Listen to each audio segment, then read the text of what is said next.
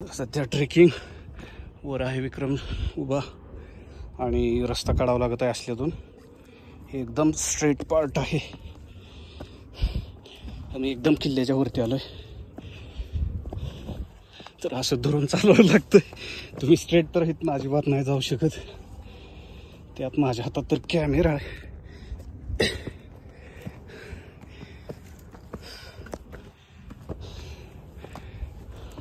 हो हिरो म्हणजे इथं कोणी पण येऊ शकत नाही एवढं फिक्स आहे.